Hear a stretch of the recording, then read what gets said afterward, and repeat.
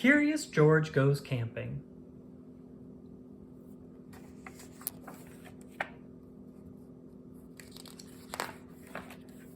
This is George. He was a good little monkey and always very curious. This weekend, George and his friend, the man with the yellow hat, had special plans. They were going camping. At the campsite, the man with the yellow hat unpacked their gear while George looked at all the tents.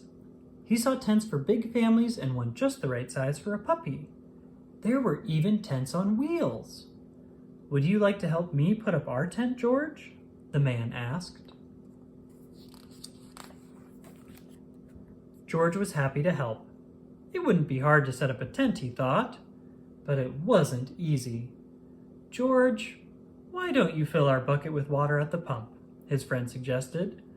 "We'll need it by our campfire later when we roast marshmallows." Marshmallows. George loved marshmallows. He couldn't wait to try them roasted. "Now don't wander off and get into trouble," the man warned, but George did not hear him. He was already gone. At the pump, George worked the handle up and down. Soon his bucket was full. On the way back down the trail, he saw a family packing up. George watched a girl pour her bucket of water on a campfire. The fire sizzled out. George thought that looked like fun. He poured his bucket of water on the next campfire. "Hey!" yelled a camper. "We weren't finished with that yet." The camper began to chase George. But George didn't mean to cause trouble. Now he only wanted to hide. He ran into the forest as fast as he could, but the camper's footsteps followed close behind. George ran faster and faster. The footsteps came closer and closer until suddenly they were passing George. Why, it was not the camper chasing George now, it was a deer. What fun to run with a deer. Forgetting all about the camper and the marshmallows, George ran after the deer. But a little monkey cannot run as fast as a deer in the woods. Before long, George was lost and all alone. He felt tired and stopped to rest. At first, he was worried. He was very far from camp. But there were lots of other animals to keep him company. He saw a lizard sunning on a rock and a squirrel chattering in a tree. Then he saw the tail of a black and white kitty peeking out from under a bush. He was curious. Would the kitty like to play? George gently pulled the kitty out. But it was not a kitty. It was a skunk, and it was scared. The skunk lifted its tail and sprayed. Whew! The spray smelled awful. The animals tried to get away. George wanted to get away too, but he could not. The smell was all over him. How would he ever get rid of this awful smell, he wondered.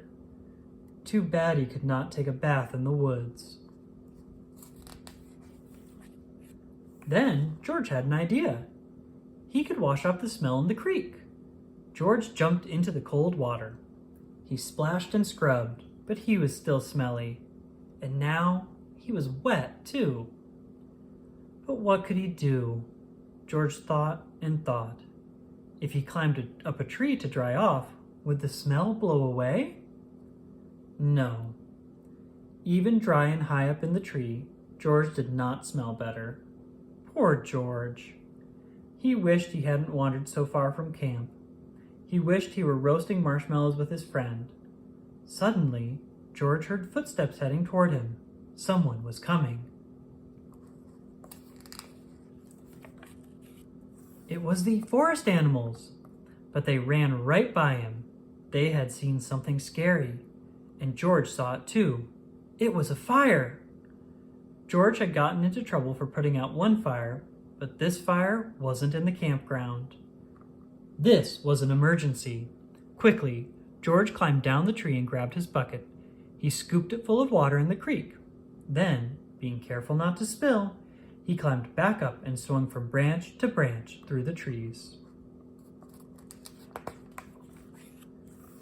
When George was close enough to the fire, he reached down and poured the water on the flames.